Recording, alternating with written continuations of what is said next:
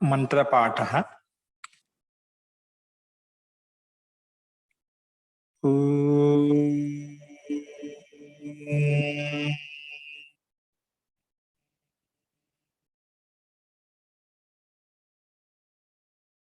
सहनाववतु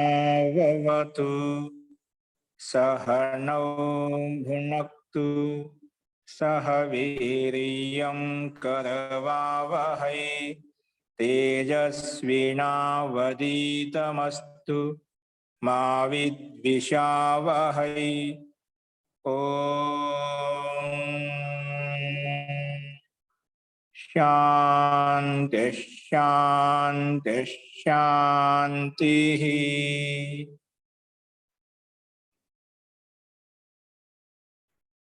सर्वेभ्यो नमः। अंदरिकी नमस्कारम अंडी।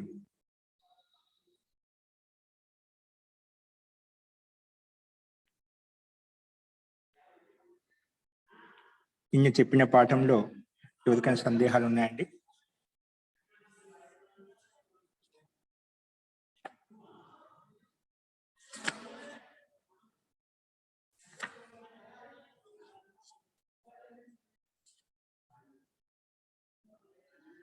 అస్తు ప్రకృత మనుషురామః. నిన్న మనము గోస్త్రియో రూపసర్జనస్య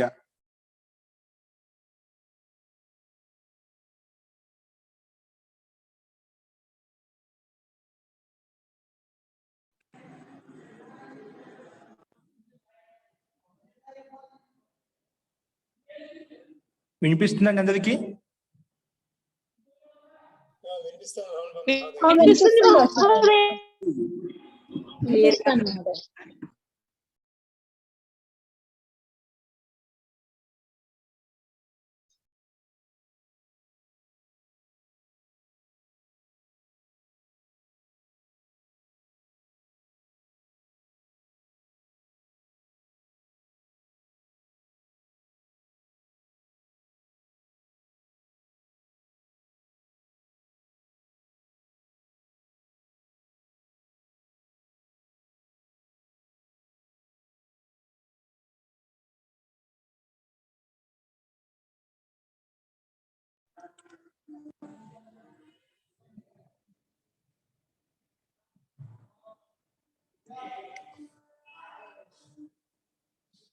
అస్తు నిన్న మనము గోస్త్రియో రూపసర్జనస్య అనే సూత్రం చెప్పుకున్నామండి.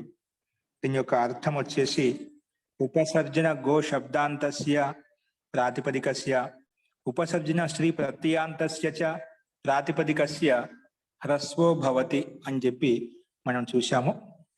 సో ఈ రకంగా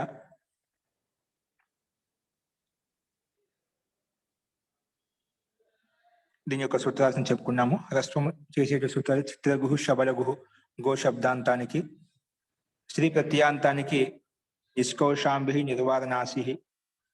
ఈ స్త్రీ ప్రత్యాంత శబ్దానికి మనం చూసాము, ఉదాహరణ చూసాము. అస్తు ఇప్పుడు నెక్స్ట్ ఇదే క్రమంలో ఉన్నటువంటి లుక్ తద్దిత లుకి అనే సూత్రం ఏమంటుంది చూద్దాము. అది స్లైడ్ మీద కనిపిస్తుంది, గమనించండి. ఇక్కడ యహాసే స్త్రీ తథా ఉపసర్జనస్య కి అనువృత్తి 1, 2, 49 వరకు వస్తుందండి. 1, 2, 49 వరకు ఇక్కడ అనువృత్తి వస్తుందంట. అంటే ఒకటి అంటే పక్క లుక్ తదిత లుకి వరకు ఈ సూత్రం యొక్క అనువృత్తి వస్తుంది. ఓకే, సో శబ్దము ఉపసర్జనస్య అనే 2 పదాలకు అనువృత్తి తద్దిత లుకి అనే సూత్రంలో తీసుకుంటున్నాము. అప్పుడు ఈ అనువృత్తి తీసుకున్నప్పుడు సూత్రంలో ఉండే పదాలు, ఈ పదాలు కలిసి సూత్రం యొక్క అర్థం ఏ విధంగా ఉంటున్నది మనం సూత్రంలో చూద్దాము. చూడండి, ముందు లుక్ తద్దిత లుకి, లుక్ తద్దిత లుకి. ఇంతవరకు మనము లోపం చూసాము. స్వాది ప్రత్యస్య లుక్ స్లు లుపహ. లుక్ లుక్ చూసామండి, లుక్ చూడలేదు. లుక్ చూసామండి, లుక్ స్లు స్లూ చూసాము, లుప్పు కూడా చూసామండి. 3 రకాలుగా వచ్చాయి. 3 రకాల ఉదాహరణ చూసాం. అంటే మనకు ప్రత్యయస్య లుక్, స్లు, లుపహ. లుక్కి మనం సుపోధాతు ప్రాతిపదిక మనం లుక్ చేసుకున్నాం, ఎక్కువ చూసుకున్నాం. స్లు చేసాం ద్వితీయ ప్రకరణంలో. అదేవిధంగా లుప్పు కూడా అవుతుంది ఒకటి. అది కూడా వర్ణానాం జనపదో గ్రామ అని చెప్పి అక్కడ మనము లుప్క కూడా ఉదాహరణ చూసామండి. ఈ రకంగా 3 వచ్చేసాయి. అస్తు లుక్ తద్దిత లుకి. ఇక్కడ లుక్ అనేది ప్రథమా విభక్తి ఏకవచనం. తద్దిత లుకి సప్తమి విభక్తి ఏకవచనం. సప్తమి విభక్తి ఏకవచనం అండి. ఇప్పుడు సమాస్కృతం. తద్దిత లుకి అంటే ఏమిటి? తద్దిత లుకి అంటే ఏమిటి చూద్దాం. చూడండి సమాసము. తద్దితస్య లుక్, తద్దిత లుక్. తద్దితస్య లుక్ అంటే తద్దిత ప్రత్యయానికి లుక్ అయింది ఎక్కడైతే దాన్ని తద్దిత లుక్ అంటాం. దాన్నే తద్దిత లుక్ అంటాం అనమాట.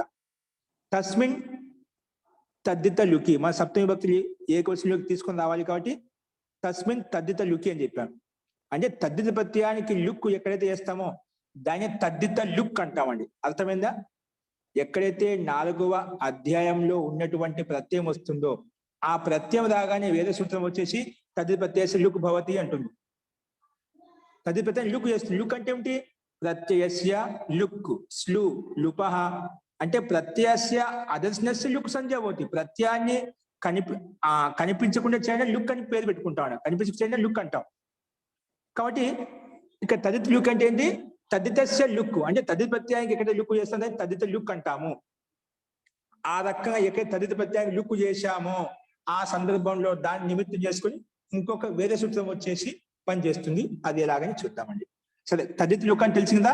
తద్దితస్య లుక్ అంటే తద్దిత ప్రత్యయస్య లుక్, తద్దిత లుక్. తస్మిన్ తద్దిత లుకి. అటువంటి తద్దిత లుక్ ప్రత్యయం పక్కన ఉన్నప్పుడు సప్తమి భక్తి తెలుసుదా? పంచమి అంటే దాని పక్కన పని చేసుకుంటాము, ఉత్తరంలో పని అవుతుంది. షష్ఠి భక్తి దాని స్థానంలో పని చేస్తాము. సప్తమి అది పక్కన ఉంటే ముందుకు పని చేస్తామంట.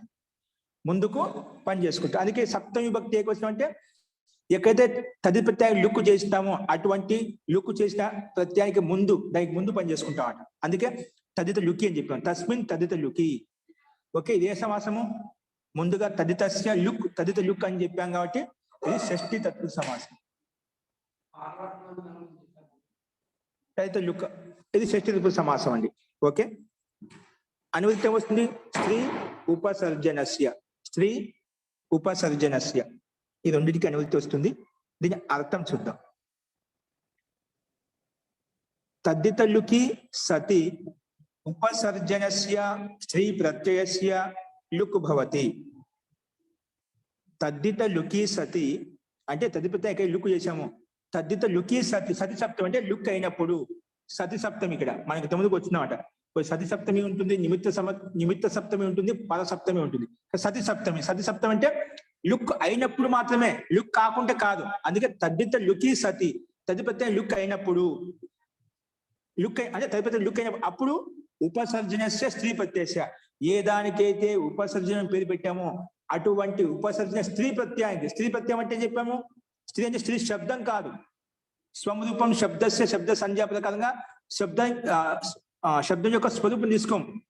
స్త్రీ ప్రత్యయం అంటే టాప్, డాప్, చాప్, గీప్, గీస్, గీన్. ఈ స్త్రీ ప్రత్యయం తీసుకోవాలన్నమాట. స్త్రీ ప్రత్యయస్య లుక్ భవతి. ఉపసర్జనస్య స్త్రీ ప్రత్యయస్య. ఉపసర్జనం అని పేరు పెట్టినటువంటి స్త్రీ ప్రత్యయం ఏదైతే ఉందో అటువంటి ప్రత్యయానికి లుక్ భవతి, లుక్ అవుతుంది అని ఈ సూత్రం మనకు స్పష్టంగా చెప్పిందండి. ఓకేనా? సో ఏంటి? తద్దిత లుకి సతి. సతి అంటే లుక్ అయినప్పుడే. ఇలా జరిగింది, అలా స్త్రీ ప్రత్యయానికి లుక్ అయిపోయింది. స్త్రీ ప్రత్యయం లుక్ అయిపోయింది. నువ్వు తద్దిత ప్రత్యయానికి లుక్ చేసావు అనుకోండి, అటువంటి లుక్ ప్రత్యయం పక్కన ఉంటే ఉపసర్జన పేరు పెట్టిన స్త్రీ ప్రత్యయం కూడా ఏదైతే ఉందో ఆ స్త్రీ ప్రత్యయం లుక్ అయిపోతుందన్నమాట. ఇక్కడ లుక్ చేసినప్పుడు స్త్రీ ప్రత్యయం ఏదైతే ఉందో అది కూడా లుక్ అయిపోతుంది. అంటే అది కూడా కనిపించకుండా పోతుందన్నమాట. స్త్రీ ప్రత్యయం ఏదైతే ఉందో టాప్, డాప్, చాప్ కావచ్చు, గీప్, గీస్, గీ, ఈ 6 ప్రత్యయం చే ప్రత్యయం ఉన్నా దానికి కూడా లుక్ అయిపోతుంది. అంటే 2 లుక్కులు జరిగాయన్నమాట. తద్దిత లుక్ ప్రత్యయం చేసినప్పుడు అప్పుడు ఈ స్త్రీ ప్రత్యయానికి లుక్ అయిపోతున్నాడు. ఉపసర్జనం పేరు పెట్టిన స్త్రీ ప్రత్యయానికి లుక్ అయిపోతుంది. ఓకే, అర్థం స్పష్టమైంది అనుకుంటాను. తద్దిత లుకి సతి, తద్దిత ప్రత్యయానికి లుక్ అయినప్పుడు ఉపసర్జనస్య స్త్రీ ప్రత్యయస్య, రెండు ఒకే విభక్తి ఉండవు. ఉపసర్జన స్త్రీ ప్రత్యయానికి, కి అంటే షష్ఠీ విభక్తి కాకేకి, ఉపసర్జన స్త్రీ ప్రత్యయానికి లుక్ భవతి, లుక్ అవుతుంది. ఇది సూత్రం యొక్క అర్థం. సో దీనికి ఉదాహరణ ఇచ్చాడు. పంచేంద్ర, దశేంద్ర, పంచషష్కులం, ఆమలకం, బకులం, కువలం, బదరం, ఇవన్నీ ఉదాహరణలు. పంచేంద్ర, దశేంద్ర ఈ ఉదాహరణ, ఈ ఉదాహరణకు ఉపసిద్ధి ఎలా అనేది మనం పరిశిష్టం చూద్దామండి. పరిశిష్టంలోకి వచ్చేయండి. సూత్రాత్మక సందేహం ఉందండి? సూత్రం స్పష్టమైంది కదా. ఒకటి గుర్తుపడి, ఏ సూత్రం అయితే చెప్పుకుంటున్నామో మనకు మిగతా రూపసిద్ధి వచ్చోదా పక్కన పెట్టేది. సూత్రం యొక్క అర్థం మీకు మౌఖిక సంస్కృతిలో రాకపోయినా దాని యొక్క తాత్పర్యం మీకు మన మాతృభాషలో మనకు అర్థం కావాలి. ఏం చెప్పింది సూత్రం అర్థం అండి? ఏదైనా తది ఒక ప్రత్యయం చెప్పాము, మనకు తెలుసు. కృత్ ప్రత్యయాలు ఉన్నాయి, తది ప్రత్యయాలు ఉన్నాయి. రెండో ప్రత్యయాలు మనకి ఇక్కడ కృత్ ప్రత్యయం ఉంది, తది ప్రత్యయం. 3వ అధ్యాయంలో తది కృత్ ప్రత్యయాలు అంటాము, 4వ అధ్యాయంలో తది ప్రత్యయాలు ఉన్నాయి. స్థూలంగా మనకు బుద్ధి గుర్తుగా అర్థం చేసుకోవడం కోసం. ఎక్కడ తది ప్రత్యయం ధాతువు ప్రాతిపదికం ఉందనుకోండి, ఖచ్చితంగా ఏదో ప్రత్యయం వస్తుందన్నమాట. ముఖ్యంగా ప్రాతిపదికం ఉంటే, ప్రాతిపదికం ఉన్నప్పుడే తది ప్రత్యయం వస్తుంది. అలా ప్రత్యయం తీసుకొచ్చిన వెంటనే దానికి ఏదో ఒక సూత్రం వచ్చి లుక్ చేస్తుందండి. లుక్ చేసినప్పుడు అక్కడ ఒకవేళ ఉపసర్జన స్త్రీ ప్రత్యయం ఉంటే గిన అది కూడా లుక్ అయిపోతుంది. అంటే ఈ సందర్భాన్ని చెప్పుకుంటా ఖచ్చితంగా ఉంటుంది. ఈ సూత్రంలో చెప్పుకుంటున్నా కాబట్టి ఉపసర్జన స్త్రీ ప్రత్యయం కూడా ఇక్కడ ఉంటుందన్నమాట. కాబట్టి తది ప్రత్యయానికి లుక్ చేసినప్పుడు వెంటనే స్త్రీ ప్రత్యయానికి కూడా, ఉపసర్జన పేరు పెట్టే స్త్రీ ప్రత్యయానికి కూడా లుక్ అవుతుంది అని చెప్పి మనకు ఈ సూత్రం చెప్పిందండి. అది పంచేంద్ర, దశేంద్రలో ఎలాగా వర్తిస్తుంది, ఏ రకంగా పనిచేస్తుంది అనేది మనం ఇప్పుడు చూద్దామండి. గమనించండి.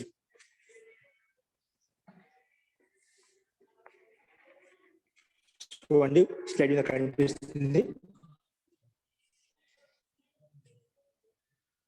కొంచెం జాగ్రత్తగా గమనించండి, అందరికి అర్థమవుతుంది.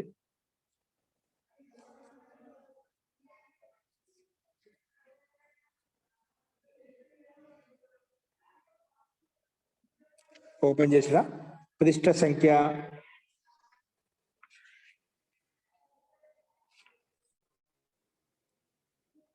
681 అండి. 681 681.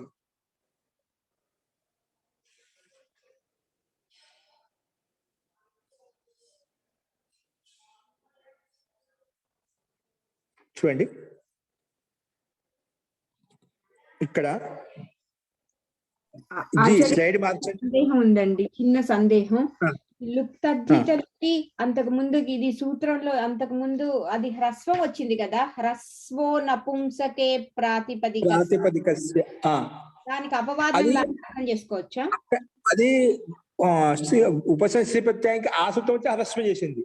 ఇదైతే లుక్ అంటే ముందు అది చేసింది, ముందు హ్రస్వం చేసింది, తర్వాత ఈ సూత్రం వచ్చేసేసి అంటే ఇది లుక్ చేస్తోంది కాబట్టి ఇది తీసుకోవాలి కదా ఎప్పుడును. దీని సందర్భం ఇది ఎప్పుడు వస్తుంది? ఒకవేళ లుక్ తద్దిత ప్రత్యయాన్ని లుక్ చేసినప్పుడు మాత్రమే, ఒక తది ప్రత్యయం లుక్ చేసినప్పుడు ఒకవేళ ఉపసర్జన స్త్రీ ప్రత్యయం ఉందనుకోండి, అప్పుడు రస్వం కాకుండా ఇది లుక్ చేస్తా, అంటే దానికైతే ఇది బలమైన సూత్రం. ఇది బలమైన సూత్రం, అర్థమైంది. ఒకవేళ అది ఎప్పుడే ఇది అవకాశం ఎప్పుడు, ఒక తద్దిత ప్రత్యయం వచ్చినప్పుడు మాత్రమే, తద్దిత ప్రత్యయం తీసుకొచ్చిన దానికి లుక్ చేస్తాం కదా, లుక్ చేసిన తర్వాత అప్పుడు ఈ ఉపసర్జనకి కూడా లుక్ ఉంటే లుక్ చేస్తున్నమాట, లేకుంటే చేయదు. గోష్ఠి ఉపసర్జన హ్రస్వమే అవుతున్నమాట. ఒక తద్దిత ప్రత్యయం లుక్ చేయలేదు అనుకోండి, అందుకే లుకి సతి, తద్దిత లుకి సతి, సతి సప్తం అంటే అయినప్పుడు, లుక్ చేసినప్పుడు మాత్రమే లుక్ తద్దిత ప్రత్యయం వచ్చింది, తద్దిత ప్రత్యయం వచ్చినప్పుడు లుక్ చేయలేదు అనుకోండి, లుక్ చేయకాని లోపం చేశాము, లేదంటే ఇంకో ఏదో విధంగా చేశాము, అప్పుడు కాదు, లుక్కే చేసి ఉండాలి. లుక్ చేసి ఉంటేనే అప్పుడు స్త్రీ ప్రత్యయం లుక్ అయిపోతుంది, అంటే హ్రస్వం కాకుండా లుక్ అయిపోతుంది. ఓకేనా? చూడండి, స్లైడ్ మీద కనిపిస్తుంది మనకు. ఉదాహరణ ఏంటండి?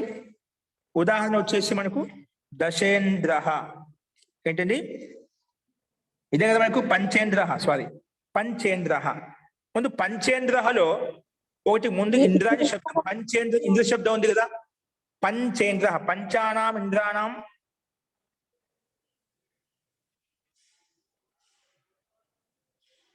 ఇక్కడ అంటే 5 మంది ఇంద్రులు అనమాట. ఇంద్రాణి కదండి ఉంది. పంచ ఇంద్రాణి దేవత, ఇంద్రాణి, పంచేంద్ర, ఇంద్రాణి ఉంటుంది. జీ ఓకే, ఇంద్రాణి శబ్దం ఉన్నది. తో పంచేంద్రలో పంచ ఇంద్రాణి దేవత అస్య అస్య స్థాళిపాకస్య పంచేంద్ర, ఇది విగ్రహవాక్యం. తర్వాత చెప్పుకుంటాం. ఇంద్రాణి దేవత, దేవతలు ఎక్కడైతే ఉన్నారో ఇంద్రాణీయ దేవతలు అంటే చాలా మంది 5 మంది దేవీలు, వాటి ఇంద్రాణీయ అంటాము. సో ఇంద్రాణి శబ్దం వచ్చింది. అందుకే పంచేంద్రలో ముందుగా ఇంద్రాణి శబ్దం ఎలా తయారైంది అది చూద్దామండి. పంచేంద్ర అనే శబ్దంలో ఇంద్రాణి అనే శబ్దం ఎలా తయారైంది అది ఒకసారి మనం గమనిద్దాము. ఇంద్రాణి, ఓకే అస్తు. తో ఇంద్రాణి శబ్దంలో ముందుగా ఏంటి? ఇంద్ర ప్రాతిపదికం అండి. ఇంద్రాణి ప్రాతిపదిక. ఇంద్ర శబ్దం లోకంలో ఒక నామవాచక శబ్దమే ప్రసిద్ధమైంది కదా, కాబట్టి ప్రసిద్ధమైన శబ్దం కాబట్టి, అర్థవంతమైన శబ్దం కాబట్టి అర్థవద ధాతుర ప్రత్యయ ప్రాతిపదికం. అర్థవద ధాతుర ప్రత్యయ ప్రాతిపదికం అనే సూత్రం వచ్చేసి ఏం చేస్తుందండి? ప్రాతిపదికం పెడుతుంది. ప్రాతిపదిక సంఖ్య అవుతుంది. పెట్టింది ఎవరికి? ఇంద్ర శబ్దానికి. ప్రాతిపదికం పెడితే ఏమవుతుంది? వెంటనే యా ప్రాతిపదిక ఇదం అధికార సూత్రం, ఈ అధికారం వెళ్తాం. ఎందుకు? అధికారంలో ప్రత్యయాలు ఉన్నాయన్నమాట. అందుకే అస్మిన్ అధికారే అంటే ప్రాతిపదిక అధికారం. ఏముంది అధికారంలో? స్త్రీయాం. ఆ ప్రాతిపదిక అధికారంలో స్త్రీ ప్రత్యయ అధికారం, చిన్న అధికారం ఉందండి. ప్రత్యయ అధికారంలోనే స్త్రీ ప్రత్యయ అధికారం ఉన్నాయన్నమాట.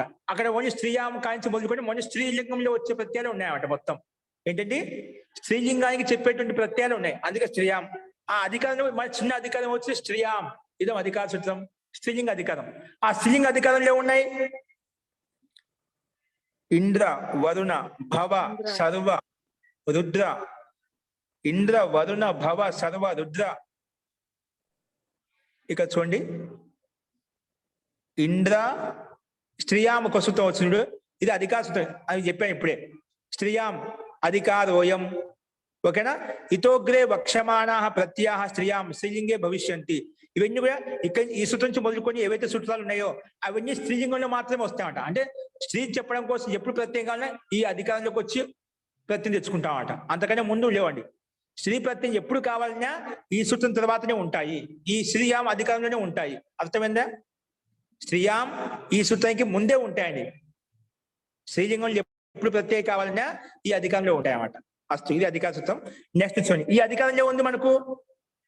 ఈ అధికారం స్త్రీలింగంలో ఏ ప్రత్యయం తెచ్చుకుంటాము? దానికి సూత్ర సంఖ్య 4:1:49. చూడండి నెక్స్ట్.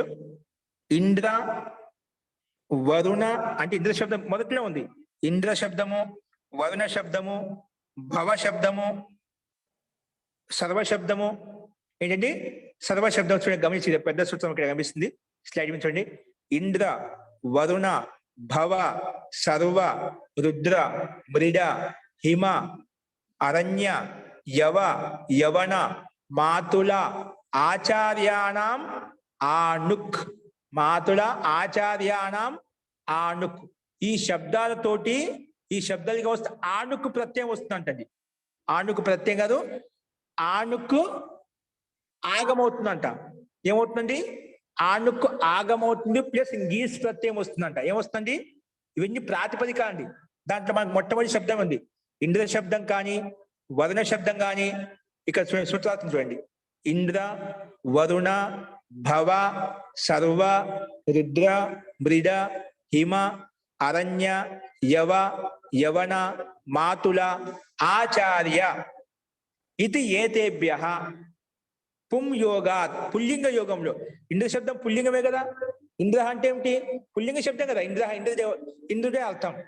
పుం యోగాత్, ఈ శబ్దాలకు పక్కన పుం యోగాత్, ఆ పుల్లింగ యోగంలో స్త్రీయాం, స్త్రీలింగం చెప్పడం కోసం, స్త్రీ అంటే స్త్రీలింగంలో వర్తమానేభ్యో అనుపసర్జనేభ్య. స్త్రీలింగంలో వర్తమానేభ్యో అనుపసర్జనేభ్య ప్రాతిపదికేభ్య. దీనికి ఉపసర్జన పేరు పెట్టామా? ఇప్పుడు వర్తమానంలో ఇంద్ర శబ్దం ఉంది మనకు. విద్యమానం ఉంది వర్తమానంలో ప్రజెంట్ గా ఇంద్ర శబ్దం ఉంది.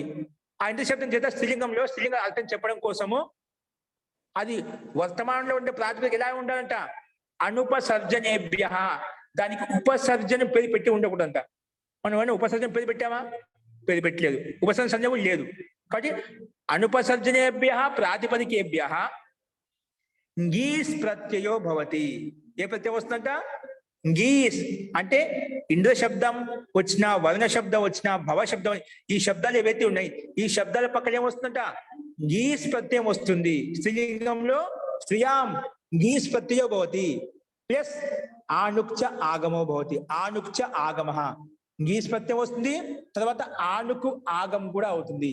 ఏమవుతుంది? రెండు పనులు చేసింది. గీస్ ప్రత్యయం తీసుకొచ్చింది, ఇంద్ర అనే శబ్దానికి పక్కలో ఆనుకు ఆగమం కూడా తీసుకొచ్చింది. సో ఈ ప్రత్యయం కదా, ప్రత్యయం ఎక్కడ వస్తుందండి? ప్రత్యయం ఎక్కడ వస్తుంది? ప్రత్యయ పరశ్చ. ప్రత్యయం ఎల్లప్పుడు పరశ్చే వస్తుంది. ఎప్పుడైనా ప్రత్యయం ఎల్లప్పుడు ధాతుకి పక్కన వస్తుంది, ప్రాతిపదిక పక్కన వస్తుంది. ఇక్కడ ధాతుకి పక్కన ఉందా, ప్రాతిపదిక పక్కన ఉందా? ధాతుకి పక్కన వస్తుందా, ప్రాతిపదిక పక్కన వస్తుందా? ప్రాతిపదిక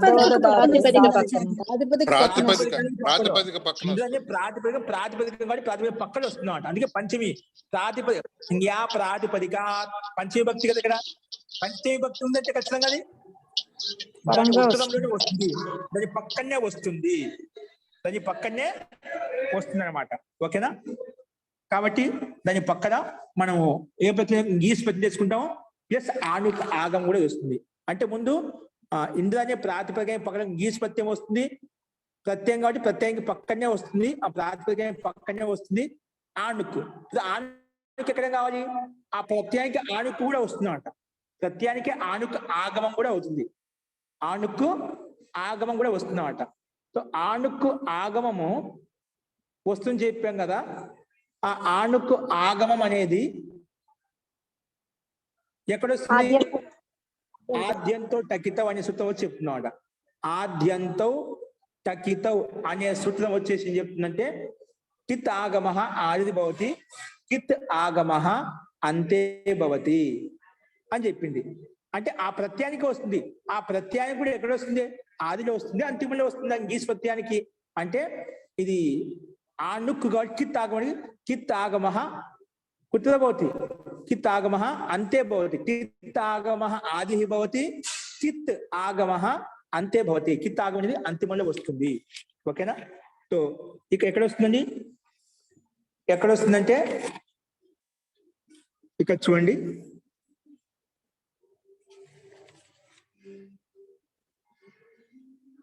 ఆద్యంతో టెక్తో నియమం ప్రకారంగా, ఆద్యంతో టెక్తో నియమం ప్రకారంగా ఆనుక ఆగమం ఎక్కడ వస్తుందండి? మర్చిపోయినా, ఇంద్ర శబ్దానికి వచ్చిందండి.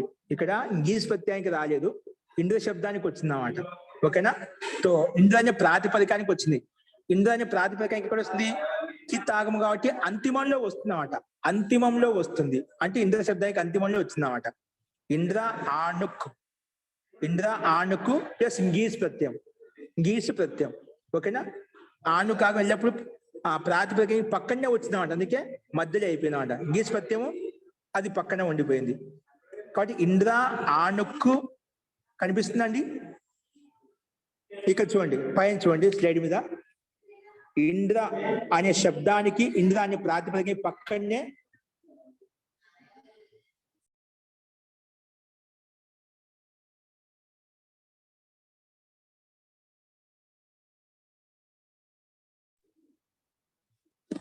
ఇంద్ర అనే ప్రాతిపదికానికి పక్కనే ఆనుకు వచ్చేసింది. దాని పక్కనే గీస్ ప్రత్యయం కనిపిస్తుందండి. దాని పక్కనే గీస్ ప్రత్యయం కనిపిస్తుంది చూడండి. ఇంద్ర ఆనుకు గీస్, గీస్ ప్రత్యయం ఇది ఈక్వల్ టు ఏమవుతుంది? ఇక్కడ ఇంద్ర పదం ఎలా ఉందో అలాగే ఉంది. ఆనుకుకి అనుబంధ లోపం చేస్తే ఏం మిగులుతుందండి? ఆనుకి అనుబంధ లోపం చేస్తే ఆన్ మిగులుతుందండి. ఆన్ ఏమిగులుతుంది? ఆన్. ఓకేనా? ఆన్. అందులో ఎలా అయిపోయింది? కకారానికి హలంత్యం, ఉకారానికి ఉపదేశే అజనునాసిక ఇత్. ఇత్ ప్రకారంగా కకారానికి ఇత్ సంధ్య, ఉకారానికి ఇత్ సంధ్య. ఇత్ అని పేరు పెట్టగానే ఎవరు వస్తారు? తస్య లోపః తస్య లోపః లోపః ఆ లోపం వస్తుంది. అదర్శనం లోపం అంటే అనస్య లోపం వచ్చేసి తీసేస్తామండి. అదర్శనం లోపః ఆన్ మిగిలింది మనకు. ఇంద్ర ఆన్ ఇంగ్లీష్ ప్రత్యయం ఎడమ లోపం చేస్తే ఏమవుతుంది? ఇంగ్లీష్ లో ఉంటుంది. షకారానికి ఈ హలంత్యం, షకారానికి హలంత్యం, గకారానికి ఉపదేశ అజనాసిక గకారానికి లషక్వ తద్దితే లషక్వ తద్దితే అస్తు, ఉత్తమం. లషక్వదితే ప్రత్యయానికి ఆదిలో ఉండే కవర్గం కానీ షకారం కానీ ఉంటే ప్రథమాక్షరం కాబట్టి గకారం కాబట్టి దానికి ఇత్తని పెట్టింది. లషక్వతే వచ్చేసి ఓకేనా. సో కాబట్టి లషక్వతే ప్రకారం ఇత్తని పెట్టుకుంటాం. ఇత్తని పెట్టుగానే తస్య లోపః వచ్చి లోపం చేస్తుంది. లోపం అంటే ఏమిటి అన్నప్పుడు అదర్శనం లోపః, కనిపించకుండా చేయడానికి లోపం అంట అని చెప్పి తీసేస్తాం. అప్పుడు ఏమింది? కేవలం ఇంగ్లీష్ లో ఈ మాత్రం మిగిలింది అన్నమాట. ఏం మిగిలింది? ఈ. అందుకే ఇంద్ర శబ్దం ఎలా ఉందో అలాగే ఉంది. ఆనుక ఆన్ మిగిలింది, ఈ గీస్క ఈ మిగిలింది. ఇంద్ర ఆన్ ఈ. ఇప్పుడు ఈ సందర్భంలో అకహ సవర్ణే దీర్ఘ, అకహ సవర్ణ దీర్ఘం వచ్చింది. సవర్ణాక్షరాలు పక్క పక్కన ఉంటే సవర్ణ దీర్ఘం ఏకాదేశం అవుతుందన్నమాట. సవర్ణాక్షరములు అచ్చులకు సవర్ణాక్షరములు పరంబగున్నప్పుడు దీర్ఘం ఏకాదేశం అగును అని చెప్పి తెలుగులో సంధి చెప్పుకుంటుంటాం. ఇక్కడ అది ఇది రెండు ఒకటే ఇక్కడ. సో ఇంద్రాలో ఆ ఉంది, ఆన ఆన్లో ఆ ఉంది మొట్టమొదటి అక్షరం. రెండు ఆలో సవర్ణాక్షరాలు పక్క పక్కనే ఉన్నాయి కదా, అందుకే ఆ రెండింటి మధ్య దీర్ఘం చేస్తాం. దీర్ఘం చేస్తే ఏమవుతుంది? రెండు హ్రస్వాలకు దీర్ఘమే అయిపోతుంది.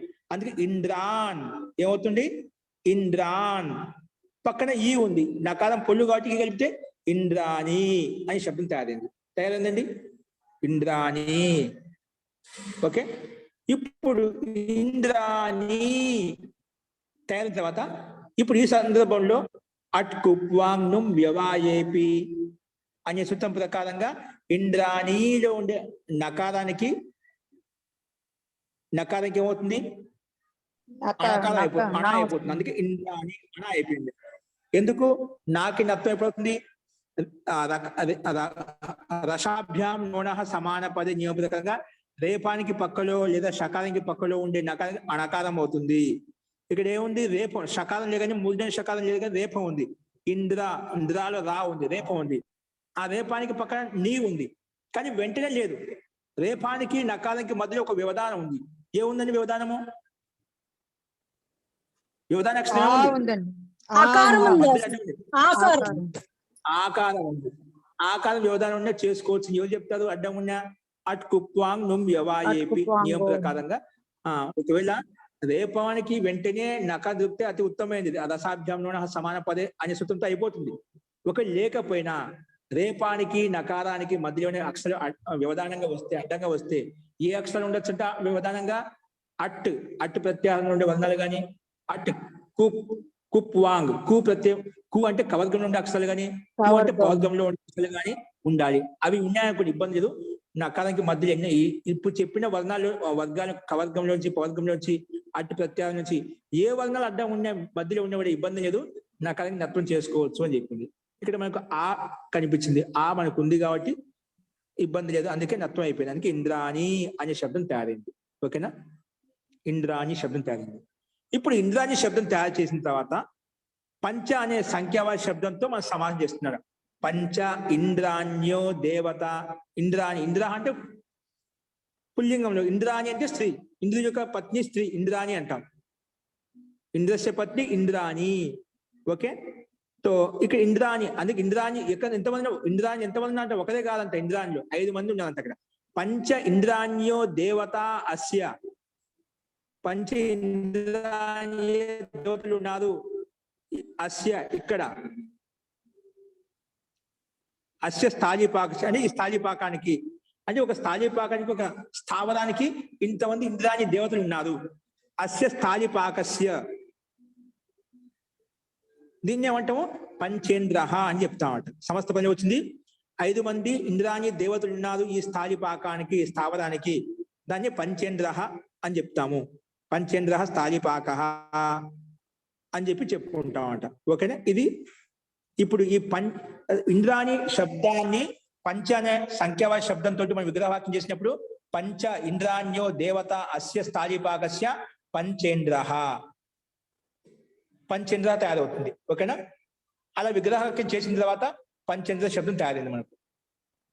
ఓకేనా? ఇప్పుడు పంచేంద్ర విగ్రహవాక్యం ప్రకారంగా ఇక్కడ కింద పంచేంద్ర శబ్దం ఎలా తయారైంది? మళ్ళా పంచ శబ్దం ఇంద్ర శబ్దం కలిసి ఏ విధంగా తయారవుతుంది? మహోదయ, ఇంద్ర శబ్దం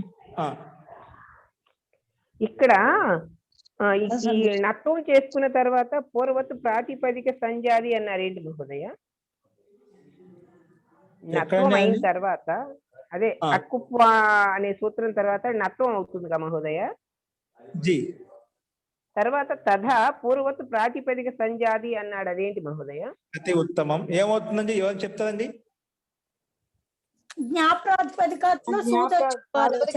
అయింది కదండి ముందే. సంజయ్ అయితే అయింది. ఏం చేస్తాం? తెచ్చుకుంటాం ఆచార్య. తెచ్చుకొని ఏం చేస్తాం? సుప్రత్యయం తెచ్చుకొని దానికి మళ్ళీ సకారం ఉంటుంది ఆచార్య. స్థూల ఉకారం లోపం అయితే ఆ సకారానికేమో ఇది లోపం అయిపోతుంది కదా సకారానికి. ఆచార్య అల్లాప్య దీర్ఘ సుతిస్య ప్రప్తం హల్తో లోపం అవుతుంది.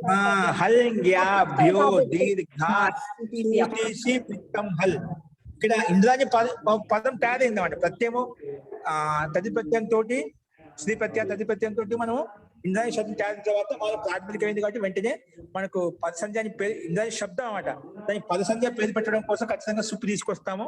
ప్రాతిపదికం పక్కలో అనుబంధం లోపం చేస్తే సకాలం పొల్లి మూలుతుంది. ఆ స్థితిలో హల్యాభ్యో దీర్ఘ సుతిస్య ప్లిక్తం హల్, హలంతానికి పక్కలో గాని గ్యంతానికి పక్కలో గాని ఆవంతానికి పక్కలో గాని ఉండేటువంటి సుప్రత్యయం ఏదైతే ఉందో దానికి లుక్ అయిపోతుంది. ఇక్కడే ఉంది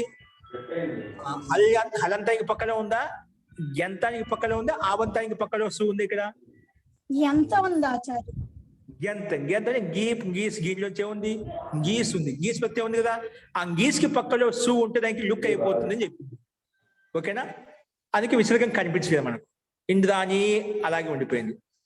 జీ నిర్మలా గారు అయిపోయిందండి. అర్థమైంది మహోదయ, అర్థమైంది. అస్తు, సంతోషం అండి, వచ్చేసింది.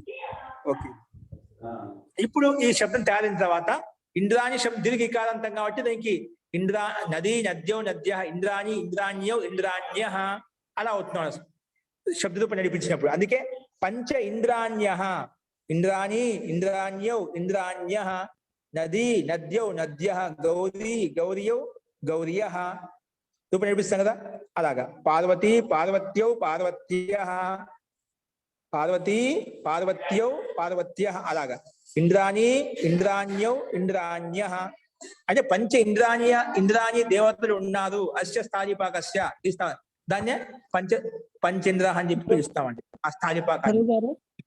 గురువు గారు ఇక్కడ అట్కుప్వాంగ్నం వ్యవాయోపి ఈ సూత్ర ప్రకారంగా ఇంద్రాణిలో ఆ రేఫకి నకారానికి మధ్యలో ఆ వచ్చింది కదండి, అది అట్లో ఉన్న అక్షరం కింద తీసుకోవాలా, ఆంగ్లో ఉన్న అక్కడ ఆ అని అనుకోవాలా? ఇక్కడ ఇది అట్రచహారంలోదా ఆంగ్ అన్నారు అందులోదా? ఇక్కడ మనకు ఆ అనేది ఏంటి, మనకి ఏంటంటే ఆంగ్ అనేది ఆంగ్ కాదు, ఆనుకు కదా. అట్టు ప్రత్యయాన్ని తీసుకోవాలండి. సవర్ణ గ్రహణం అయిపోతామండి. అనుడి సవర్ణస్య చా ప్రత్యయం ప్రకారంగా సవర్ణస్య గ్రాహక గ్రహణం అయిపోతుంది. ఓకేనా? ఏమండి ఏమన్నారు? అట్టు ప్రత్యాహారంలో తీసుకోండి. అట్టు ప్రత్యయం నుండే సవర్ణానికి గ్రహణం అవుతుంది, దాన్ని తీసుకుంటామండి.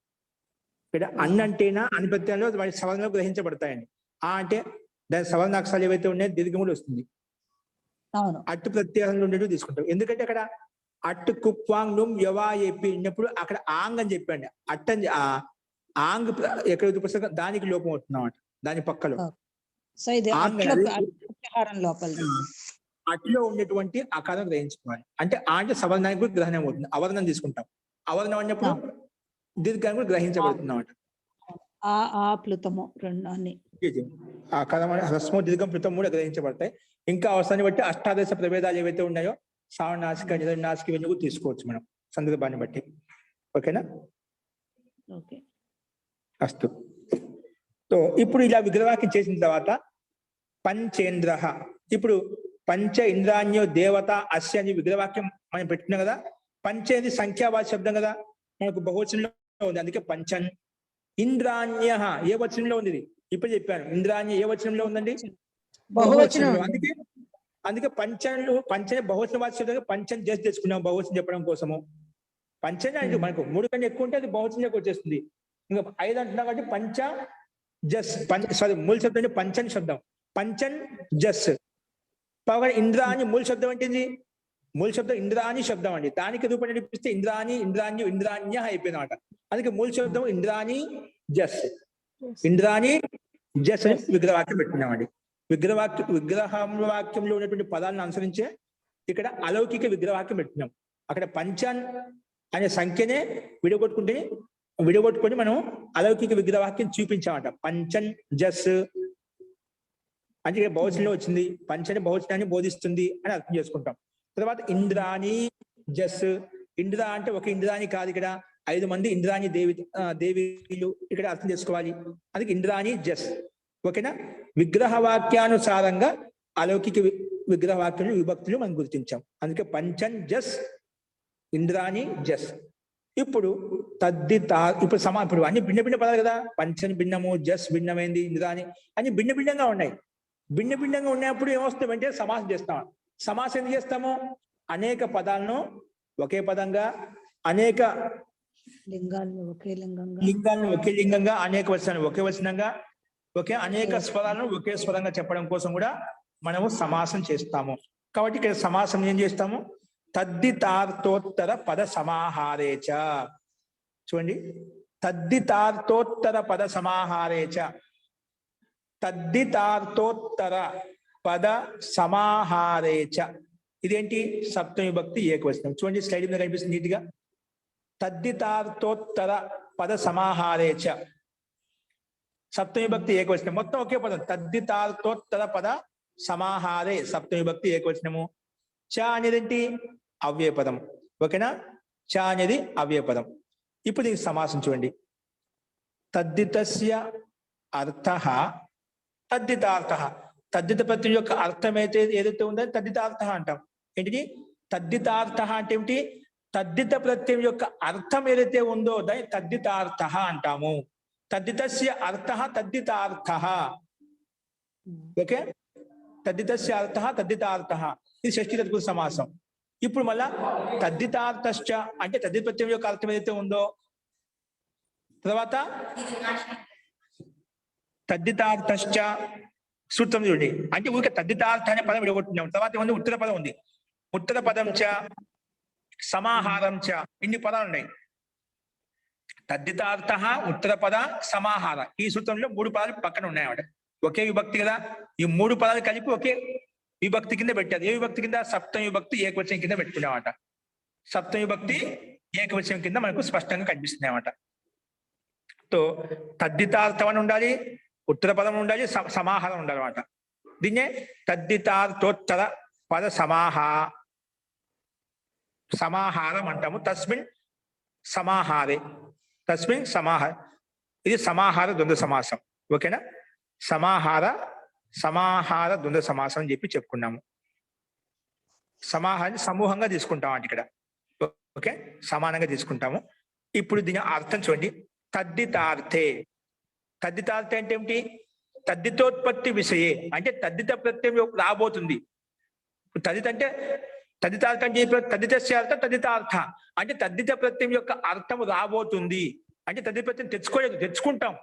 మన లక్ష్య సిద్ధిని బట్టి పంచేంద్ర, మన రూపసిద్ధి కావాలంటే ఖచ్చితంగా తద్దిత ప్రత్యయం తెచ్చుకోవాలి. తెచ్చుకోలేదు ముందే తెచ్చుకుంటా అని చెప్పి పని చేసుకుంటాం అట. ముందు కార్యం జరగబోతుంది, ఆ ప్రత్యయం తెచ్చుకుంటామనే ఆ సంభావనతోటి మనము ముందే పని చేసుకుంటాం అట.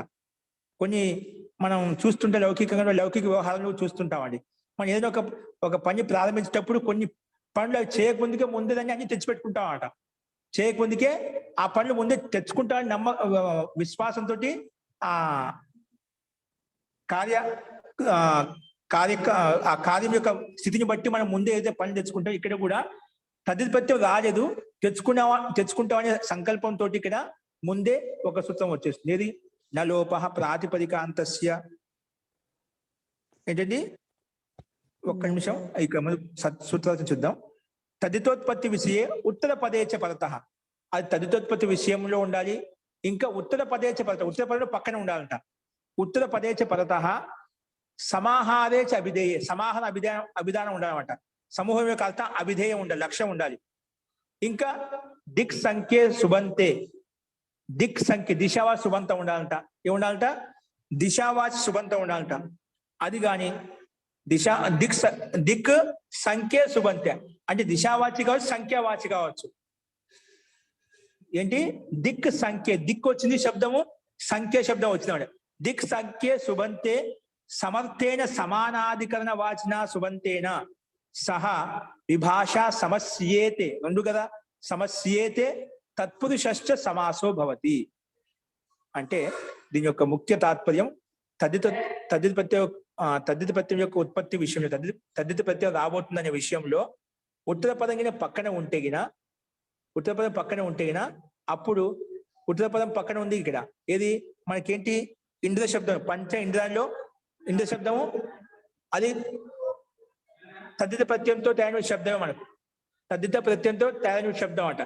ఆ శబ్దం పక్కన ఉంటే, ఉత్తర పదం పక్కన ఉంటే దిక్ సంఖ్యలో దిక్కు కాకుండా సంఖ్య సుబంతేచ, సంఖ్య ఉంది కదా, పంచనే సంఖ్యనే కదా, అది సుబంతం. పంచని జస్ట్ తీసుకునే కదా, అందుకే సంఖ్య సుబంతే సమర్థేన సమానాధికరణ, సంఖ్య సుబంతం ఉన్నప్పుడు సమర్థేన సమానాధికరణ వాచిన సుబంతం చేత, ఈ సంఖ్యవా సుబంతం అనేది ఇంద్రాణి అనే సుబంతం చేత, పంచం జస్నే సుబంతము ఇంద్రాణి సమర్థవంతమైనటువంటి సమానాధికమైనటువంటి సమానం, రెండింటికి అధికం సమానం అండి. పంచ ఇంద్రాణి, పంచ అనేది ఆ ఇంద్రాన్ని దేవతలకి చెప్తుంది, అది ఎవరినో సంకేతించడం అంట. అంటే రెండింటికి సమాన అధికరణత ఉంది, రెండింటికి ఆధారం సమానంగా ఉందన్నమాట. అందుకే ఇక్కడ సమాహార అభిధేయం చెప్పామట.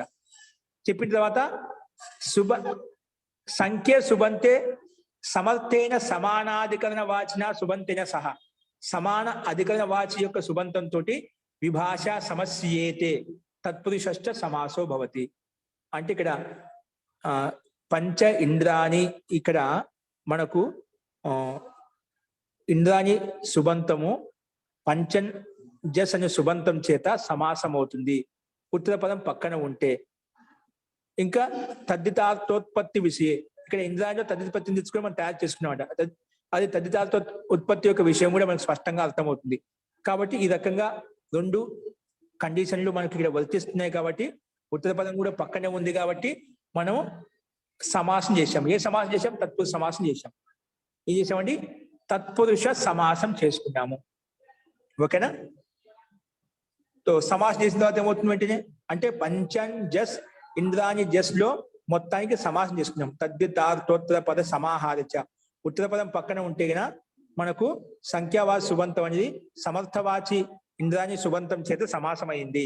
ఏ సమాసం? తత్పురుష సమాసమైంది. సో సమాసం చేసి బట్టి ఏం లాభం వస్తుంది అంటే తెలుసు కదా, తద్దిత సమాసం చేస్తే అయిపోయా. తద్దిత సమాసాశ్చ అనే సూత్రం సిద్ధంగా ఉంటుందండి. ఎందుకుంటుంది సిద్ధంగా? ఏం పని చేయడానికి సిద్ధంగా ఉంటుంది. ఈ సూత్రం వచ్చి ఏం చేస్తుంది? తద్దిత సమాసాశ్చ ప్రాతిపదిక సంజ్ఞ దీని యొక్క అర్థం ఏ విధంగా రాస్తాము? కృదంతస్య ప్రాతిపదిక సంజ్ఞ అంటామా? తద్దితాంతస్య ప్రాతిపదిక సంజ్ఞ భవతి అంటావా? ఏం చెప్తాం? సమాసస్య ప్రాతిపదిక సంజ్ఞ భవతి. ఇప్పుడు కృదంతస్య రాయకూడదు, తద్దితాంత సమాసస్య ప్రాతిపదిక సంజ్ఞ భవతి అని చెప్పి రాస్తాం. దీని యొక్క అర్థం సమాసస్య ప్రాతిపదిక సంజ్ఞ భవతి అని మొత్తానికి ప్రాతిపదిక పేరు వచ్చేసింది. ప్రాతిపదిక పేరు వచ్చిన తర్వాత మళ్ళీ ఏమొస్తుంది వెంటనే? ప్రాతిపదిక పేరు వెంటనే సుపోధాతు ప్రాతిపదిక సిద్ధంగా ఉంటుంది అన్నమాట. ప్రాతిపదిక పేరు పెట్టిన తర్వాత ఒకవేళ ఆ ప్రాతిపదికం అంటే మొత్తం ఒకే పదంగా మారిపోయింది అన్నమాట. ఆ ప్రాతిపదికంలో గిన సుప్పులుంటే, ఆ ప్రాతిపదికంలో సుప్పులుంటే అంటే ఏమవుతుంది? వెంటనే సుపోధాతు ప్రాతిపదికయో వచ్చేసి ప్రాతిపదికానికి మధ్యలో ఉన్న సుప్పులు ఏవైతే ఉన్నాయో వాటి లుక్ అయిపోతుంది అని చెప్పినమాట. లుక్ అంటే అవి ఏమవుతాయి? కనిపించకుండా పోతాయి. ప్రత్యయ లుప ప్రకారంగా అవి కనిపించకుండా పోతాయి. అందుకే సుపోధాతు ప్రాతిపదికయో వచ్చేసి సుపులుకు చేసింది. అంటే పంచన్ జస్ లో ఉంటే జస్ వెళ్ళిపోయింది, ఇంద్రాణి జస్ లో ఉంటే జస్ వెళ్ళిపోయింది. అప్పుడు ఏమైంది? పంచన్ ఇంద్రాణి అలాగ ఉండిపోయింది. పంచన్ ఇంద్రాణి. ఇప్పుడు పంచన్ ఇంద్రానికి మొత్తం ప్రాతిపదిక సంజ్ఞ ఉంది కదా, ప్రాతిపదిక సంజ్ఞ ఉంది కాబట్టి పంచన్ పూర్వపదము, ఇంద్రాణి ఉత్తర పదము కాబట్టి నలోపహ ప్రాతిపదికాంతస్య. పంచన్ పూర్వపదం కదా, అదొక ప్రాతిపదికమైన, ఇంద్రాణి ఒక పదమే, అది కూడా ప్రాతిపదికమే. కాబట్టి నలోపహ నకారస్య లోపభవతి. ఏంటి? ప్రాతిపదికస్య ప్రాతిపదికాంతస్య నకారస్య లోపో భవతి అని చెప్పి నలోపహ ప్రాతిపదికాంతస్య అనే సూత్రం వచ్చేసి పంచన్ లో ఉండే అంతిమ నకారానికి లోపం చేసిందండి. ఏం చేసింది? పంచన్ నలోప సూత్రం స్పష్టంగా నలోపహ నకారస్య లోపో భవతి.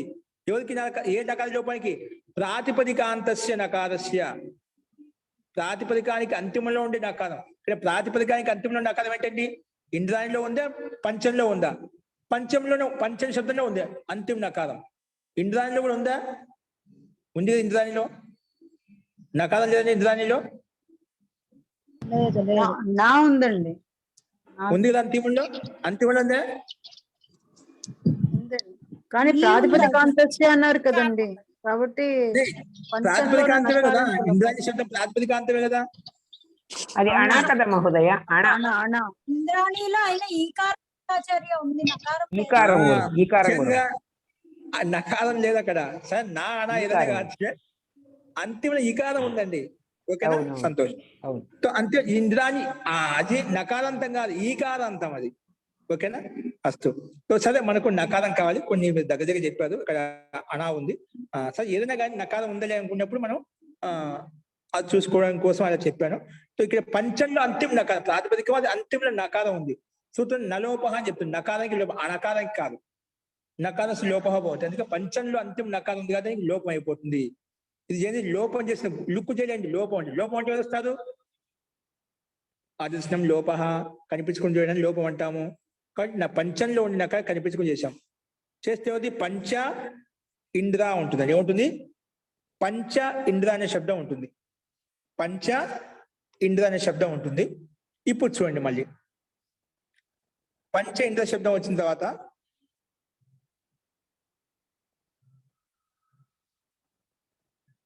ఇక్కడ చూడండి, స్లైడ్ చూసుకోండి. జీ లక్ష్మి గారు, మా స్లైడ్ వెళ్ళిపోయిందండి. పంచ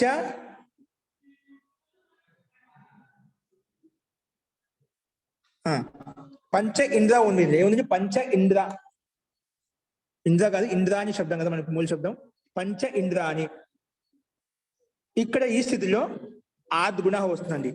అవర్ణాంత ఉత్తరస్య ఈకార పరత. అంటే అకారానికి పక్కన ఈకారం ఉంటే ఆ రెండిట్ల స్థానంలో పూర్వ పరస్థానంలో ఏమవుతుంది? గుణ ఏకాదశం అవుతుంది. పూర్వ పరస్థానం ఏమవుతుంది? గుణ ఏకాదశం అవుతుంది అన్నమాట. పూర్వ పరస్థానంలో గుణం ఏకాదశం అవుతుంది. చూడండి స్లైడ్ మీద. పంచన్ ఇంద్రాణిలో అంతిమ నకారానికి లోపం చేస్తే పంచ ఇంద్రాణి మిగిలిందండి ఇక్కడ. ఇప్పుడు పంచ ప్లస్ ఇంద్రాణి ఈ స్థితిలో ఆద్గుణ అనే సూత్రం ప్రకారంగా ఆ పంచలో చాలా ఆ ఉంది, ఇంద్రాణిలో ఈ ఉంది. ఆ పక్కన ఈ ఉంటే ఆ రెండింటి స్థానం ఏమవుతుంది? ఆ రెండింటి స్థానంలో గుణం ఏ అవుతుందండి. అందుకే ఇక్కడ డైరెక్ట్ ఇచ్చాడు, అది చూపించకుండా పంచేంద్రాణి ఇచ్చాడు. పంచేంద్రాణి ఆ ఈ కలిసి ఏగా మారిపోయింది. అందుకే పంచేంద్రాణి అయిపోయింది. పంచేంద్రాణి, పంచేంద్రాణి శబ్దం తయారైందండి. ఓకేనా? ఇప్పుడు ఇలా తయారైన తర్వాత సాస్య దేవత ఏంటండి? సాస్య దేవత ఇదేమంటుంది చూడండి. సాస్య దేవత అనేది అని ప్రతి తీసుకొస్తుంది. ఏమంటుంది? దేవతావాది శుభంతం పక్కన ఉంటే గిన అని, ఇది సమస్త పదం కదా. ఇక సాస్య దేవత అనే సూత్రం యొక్క అర్థం చూడండి. సాస్య దేవత, సా అంటే ఏమిటి? సా ఇది ప్రథమా సమర్థాత్ ప్రాతిపదికస్య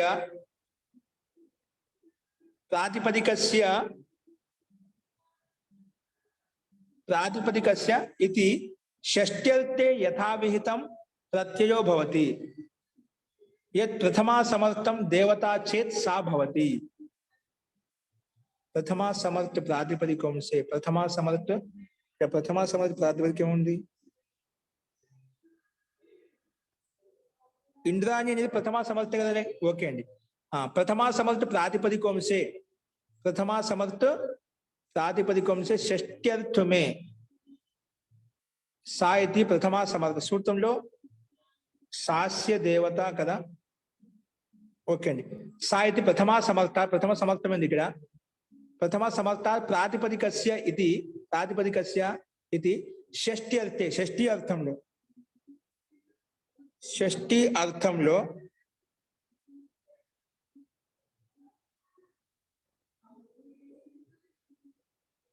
అస్య స్థాళిపాకస్య అని చెప్పాం కదండి. ఇక్కడ పంచ ఇంద్రాణ్యో దేవత అస్య స్థాళిపాక, ఈ స్థాళిపాకానికి అంటే షష్ఠి అర్థంలో విద్యమానంగా ఉందన్నమాట. అందుకే షష్ఠి ప్రాతిపదికస్య షష్ఠి అర్థే యథావిహితం. షష్ఠి యొక్క అర్థంలో యథావిహిత ప్రత్యయం వస్తుంది. యథావిహిత ప్రత్యయం వస్తుంది. కానీ యథావిహిత ప్రత్యయం రావాలి అంటే యత్ తత్ ప్రథమ సమర్థం దేవతా చేత్ సా భవతి. కానీ ఆ ప్రథమ సమర్థం ఎలా ఉండాలి? దేవతావాచి విషయం ఉండాలి. ప్రథమ సమర్థం ఇంద్రాణి అనేది ప్రథమ సమర్థమే, కానీ దేవతా విషయమైనా దేవతావాచి శబ్దమైనా ఇంద్రాణి దేవతనే కదా ఇక్కడ. కానీ దేవవాచి శబ్దమే ఉండాలి ఇక్కడ ఉంది. అంటే ఈ సూత్రం ప్రకారం అన్ని కండిషన్ ఉన్నాయి. ఏముండండి? ఇది ప్రథమ సమర్థం ప్రాతిపదికము, షష్ఠి అర్థంలో యథావిత ప్రతి తెచ్చుకో. ప్రథమ విభక్తితో యుక్తమైనటువంటి సమర్థమైనటువంటి ప్రాతిపదిక ఉంటేనా అటువంటి ప్రాతిపదికం చేత షష్ఠి అర్థంలో యథావిహిత ప్రతి తెచ్చుకో. నీకు ఎక్కడ ఏ ప్రత్యయం యథావిహిత ప్రతి అంటే సామాన్యంగా ఒక ప్రత్యయం ఉంటుంది, అని ప్రత్యయం ఉంటుంది అన్నమాట. అని ప్రత్యయం వస్తుంది చెప్పింది. కానీ ఆ ప్రథమ సమర్థం ఎలా ఉండాలి? దేవతా విషయకమై ఉండాలి, దేవతావాచి శబ్దమే ఉండాలి. ఇక్కడ దేవతావాచి ఇంద్రాణి దేవతా శబ్దం, దేవి శబ్దం, దేవి దేవత ఏదైనా కావచ్చు. సో దేవతా శబ్దం ఉంది కాబట్టి ఇక్కడ ఈ సూత్రం ప్రకారంగా అన్ని ప్రత్యయం వచ్చింది. అంటే పంచేంద్రాణి అనే సమస్త పదం చేత ఏ ప్రత్యయం వచ్చిందండి? అన్ని ప్రత్యయం వచ్చింది. ఏ ప్రత్యయం వచ్చింది? యథావిహిత ప్రత్యయం వస్తుంది, అన్ని ప్రత్యయం వచ్చింది అన్నమాట. కాబట్టి పంచేంద్రాణి అన్న వచ్చిందండి. పంచేంద్రాణి అన్న. ఓకేనా? సో దేవతావాసి విషయక శబ్దం ఉంది కాబట్టి అనుప్రత్యం తీసుకొచ్చాము. అనుప్రత్యం తీసుకొచ్చిన తర్వాత అనుప్రత్యానికి అనుబంధ లోపం చేస్తే ఏమవుతుంది? నకారానికి హలంత్యం తస్యలోప అదృశ్య లోప అయిపోతుంది. అప్పుడు పంచేంద్రాని ఆ మిగులుతుందండి. పంచేంద్రాని ఆ. ఇప్పుడు ఈ స్థితిలో సంఖ్యాపూర్వో ద్విగు ఏంటండి? సంఖ్యాపూర్వో ద్విగు సంఖ్యా పూర్వ పదంలో ఉంటుంది ఏంటండి? తద్దితాహ ఉంది కదండి సూత్రం. దాని తర్వాత అదే తదిత అధికారంలో తదిత అధికార సూత్రం అని ప్రత్యయం వచ్చిందన్నమాట. అన్న ఏంటిది? తదిత ప్రత్యయమా కృతి ప్రత్యయమా? అన్న అనేది తదిత ప్రత్యయం కృతి ప్రత్యయమా? తద్దిత ప్రత్యయం. తదిత ప్రత్యయం అంటే మనకు 4వ అధ్యాయం ఉండాలి. 4వ అధ్యాయం ఉంది కాబట్టి తద్దిత ప్రత్యయం. 4వ అధ్యాయం ఉంది కదా. ఎక్కడ ఉంది? 4:1:76. 4వ అధ్యాయం తదితాహ సూత్రం ప్రకారం అనేది తదిత ప్రత్యయం అన్నమాట. తదితాహ ఇది సూత్రేణ అనిత్యేష తదిత సంజ్ఞా భవతి అని తదితోని పేరు పెట్టిందంట. తదితోని పేరు పెట్టింది ఎవరికి? అన్ ప్రత్యయానికి.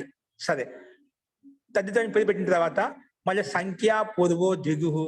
సంఖ్యా పూర్వ పదంలో ఉంటే దానికి ద్విగు సంజ్ఞ అని పేరు వస్తుందండి.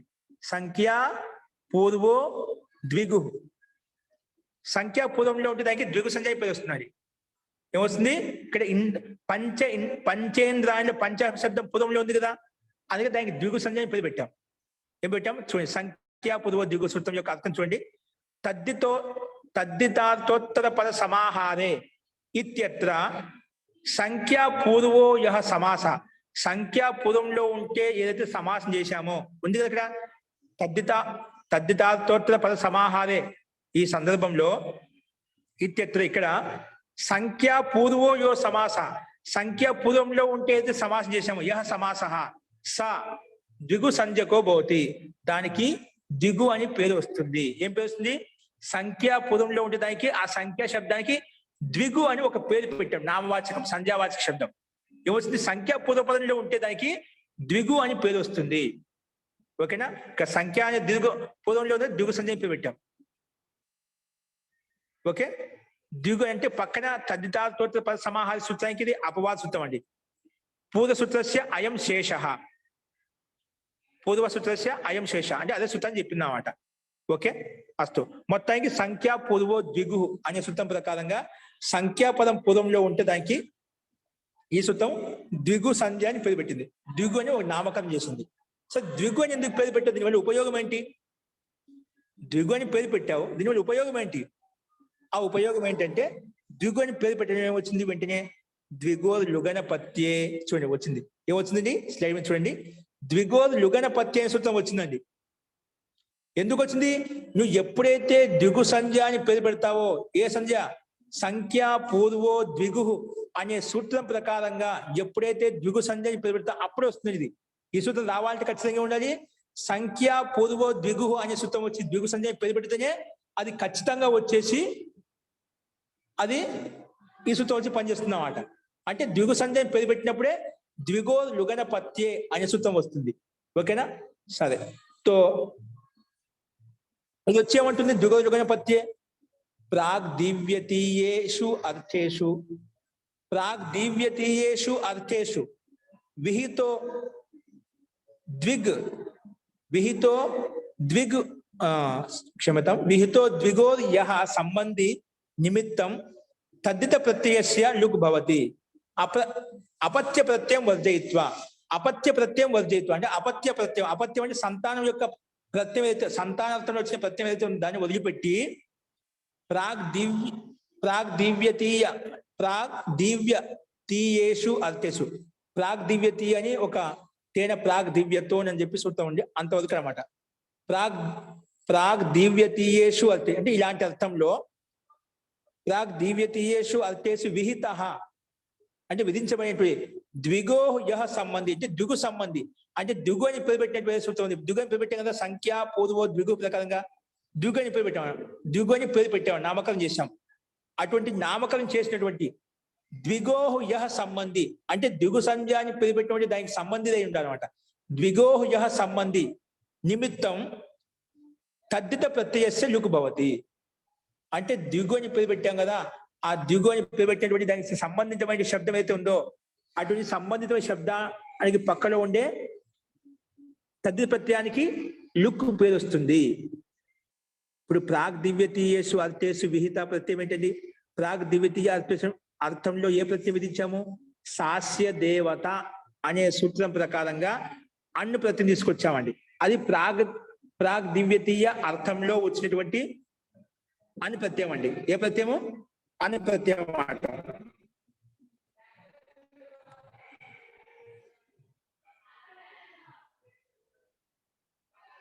ద్విగోణ యుగ ప్రత్యయం అని చెప్పింది.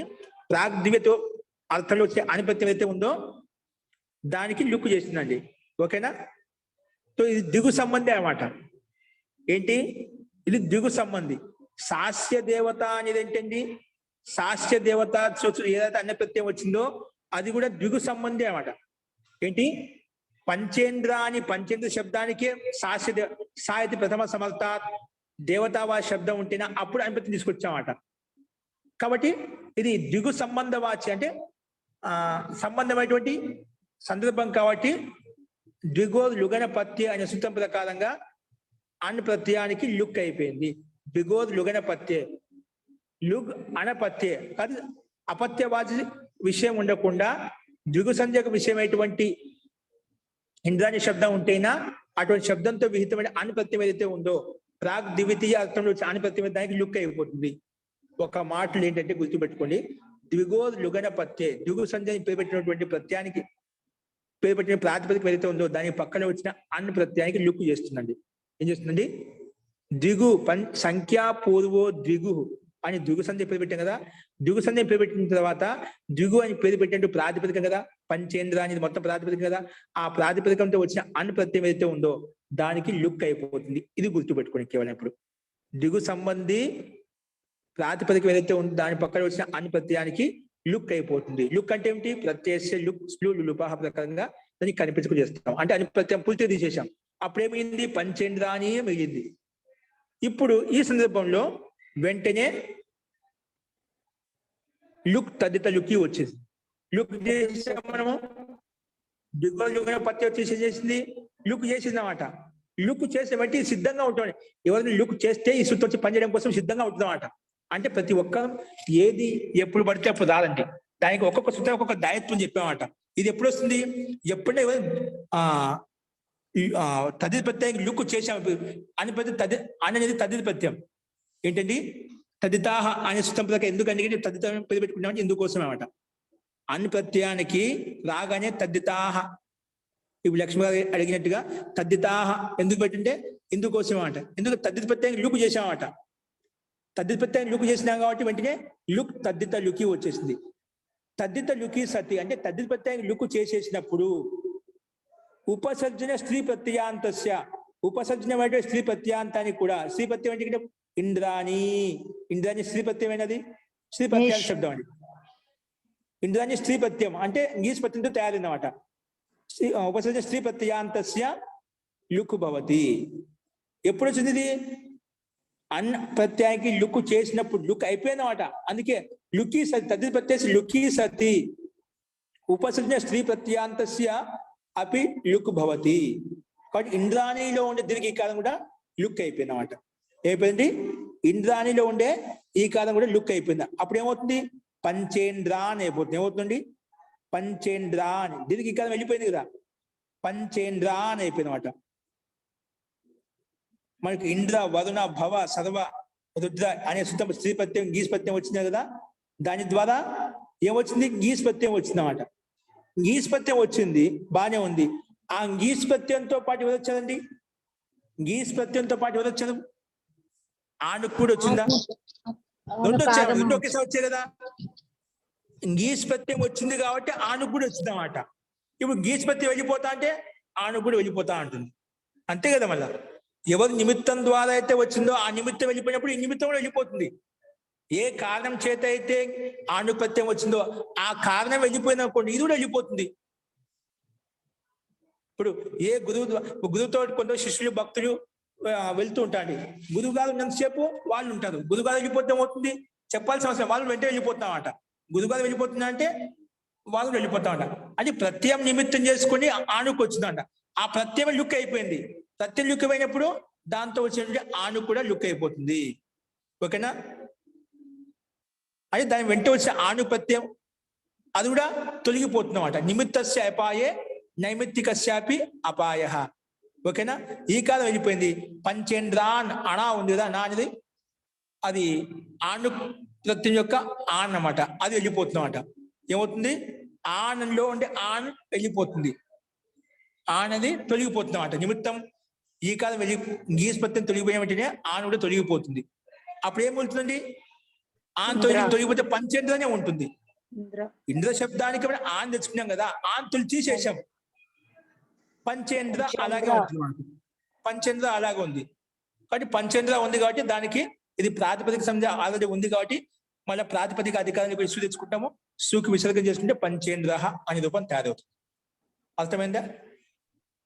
ఈ రకంగా పంచేంద్ర శబ్దం తయారైంది. అదేవిధంగా దస్య ఇంద్రాణ్యో దేవత అస్య దశేంద్ర సిద్ధి కూడా సేమ్ ఇదే విధంగా పంచమ స్థానంలో దశను పెట్టుకుంటాం. అంతే, పంచమ శబ్ద స్థానంలో దశని శబ్దం పెట్టుకుంటాం. పంచమ స్థానంలో దశని శబ్దం పేరు పెట్టుకుంటాం. పంచమ స్థానం ఏమొస్తుంది? దశని పేరు పెట్టుకుంటాం. మిగతా ప్రక్రియ ఇదే విధంగా ఉంటుందండి. ఓకేనా? సో ఈ రకంగా మనం పంచేంద్ర రూపసిద్ధి చూసామండి. ఇక్కడ మీకు అర్థమైందా? ప్రకృత సూత్రం ఎలా ఉపయోగించాము? లుక్ తద్దిత లుకి, తద్దిత లుకి సతి. తద్దిత ప్రత్యయం లుక్ అయినప్పుడు, తద్దిత ప్రత్యయం లుక్ అయినప్పుడు అప్పుడు స్త్రీ ప్రత్యయం లుక్ చేశాం. స్త్రీ ప్రత్యయం లుక్ చేసిన వెంటనే స్త్రీ ప్రత్యయంతో ఉండేటువంటి ఆను ప్రత్యయం కూడా వెంటనే తొలగిపోతుంది. కాబట్టి తొలగిపోయింది కాబట్టి మనకి ఏం మిగిలిందండి? ఇంద్ర ఎలాగుందో అలాగే ఉంది. ఎందుకంటే మొదట్లో ఇంద్ర ప్లస్ ఆన్ ప్లస్ ఈ, మొదట్లో చూడండి పైన ఇంద్ర ప్లస్ ఆన్ ప్లస్ ఈ, అదే కదా. ఇంద్ర ప్లస్ ఆన్ ప్లస్ ఈ. ఇక్కడ ఇంద్రలో ఉండే ఆ, ఆన్ లో ఉండే ఆ రెండు కలిపి ఏమైపోయింది మనకు? ఇక్కడ చూడండి ఆకాశవాణి కలిపితే ఈ అయిపోయింది అనమాట. ఇప్పుడు మనకు ఇక్కడ చూడండి ఈ తొలగిపోయిన గీస్కు అనుబంధం ఈ ద్విగోధ లుగన ప్రత్యయ కాదు, స్త్రీ ప్రత్యయం కదా. ఏ సూత్రం ప్రకారం బిగోర్ లుగైన పత్తి లుక్ చేసిన వెంటనే లుక్ తదిత లుక్కి వచ్చేసి చెప్పింది శ్రీ ప్రత్యాంతస్య లుక్ భవతి అని చెప్పింది. శ్రీ ప్రత్యాంతం ఏంటి ఇక్కడ ఈస్లో ఉంటే ఈ అనేది ఆ ఈ తొలగిపోయి ఉంటే దాని ముందున్న ఆను కూడా తొలగిపోతుంది అన్నమాట. అప్పుడు ఏమింది ఇంద్ర ఎలా ఉందో అలాగే ఉందన్నమాట. కాబట్టి పంచేంద్ర శబ్దం అలాగే ఉండిపోయింది. అది ప్రాతిపదికం కాబట్టి ప్రాతిపదిక అధికారాన్ని వెళ్ళి సూ తెచ్చుకున్నాము. సూకు విసర్గం తెచ్చుకుంటే పంచేంద్ర అనే రూపసిద్ధి సిద్ధించిందండి. ఓకేనా? ఈ రకంగా ఏ సూత్రం ఏం పని చేసింది, ప్రకృతి సూత్రం యొక్క ఉపయోగం అది ఎలా వచ్చింది అది మనం గమనించాలి. అది మీకు అందరికీ అర్థమైంది అనుకుంటున్నాను. ఇందులో చెప్పండి. మహోదయ జీ ఎవరికైనా సందేహం ఉందండి? పరిభాష ఒక్క నిమిషం సరే వరలక్ష్మి గారు చెప్పండి. ఒక్క నిమిషం సోమనాథ్ గారు. ఇక్కడ इस विषय में देखो परिभाष 76 అని ఇచ్చారు కదా. పరిభాష ఏంటంటే నిమిషాలు పంచేంద్ర పైన అండి, కింద నుంచి పంచేంద్ర పైన ఏంటండి బ్రాకెట్ లో పంచేంద్ర పైన బ్రాకెట్ లో इस विषय में देखो పరిభాష 76 అని ఇచ్చారు కదా. 76 परिभाषा इस विषय में देखो परिभाषा అదే నిమిత్తస్య అపాయ నేను చెప్పాను అండి. పరిభాష నిమిత్తస్య అపాయే నైమిత్తికస్యాపి అపాయ ఇది పరిభాష అండి. అదేనా? నిమిత్తస్య అపాయే నైమిత్తికస్యాపి అపాయః. నిమిత్తం తొలగిపోయినప్పుడు దాని నైమిత్తికం కూడా తొలగిపోతుంది. ఇది పరిభాష అండి. అక్కడ అదే పరిభాష అండి. నిమిత్తస్య అపాయే నైమిత్తికస్యాపి అపాయః భవతి. నిమిత్తం తొలగిపోయిన నైమిత్తికం కూడా తొలగిపోతుంది. ఈ పరిభాష కూడా మనం చెప్పుకుంటాం. ఇది బాగా ఈ 3 భాగాలు అయిపోయిన తర్వాత పరిభాషకు చెప్పుకుంటామండి.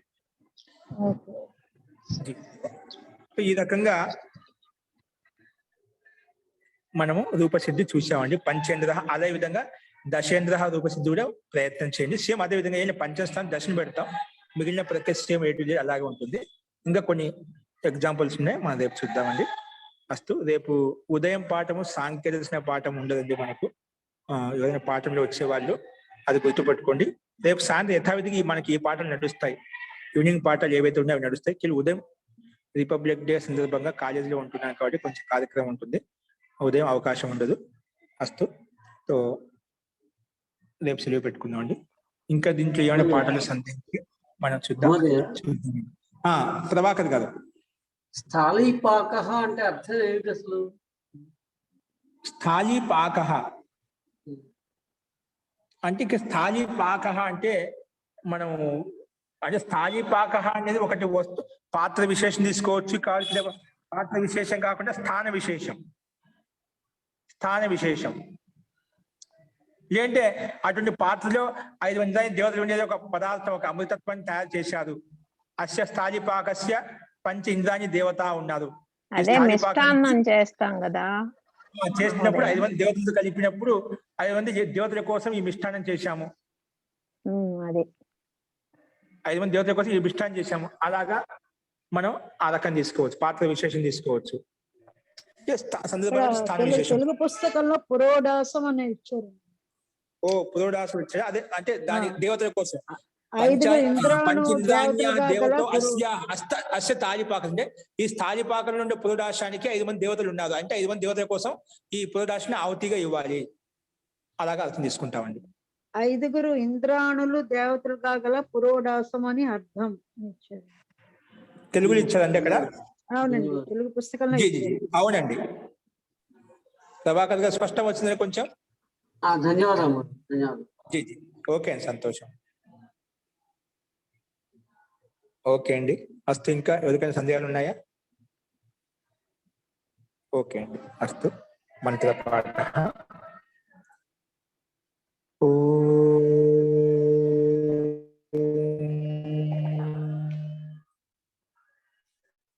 सर्वे भवन्तु सुखिनः, सर्वे सन्तु निरामयाः, सर्वे भद्राणि पश्यन्तु, मा कश्चित् दुःखभाग् भवेत्।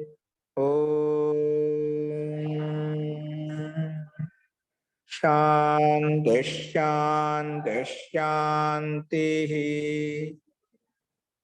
సర్వేభ్యో నమః. అందరికీ నమస్కారం అండి. నమస్తే ఆచార్య, ధన్యవాదాలండి.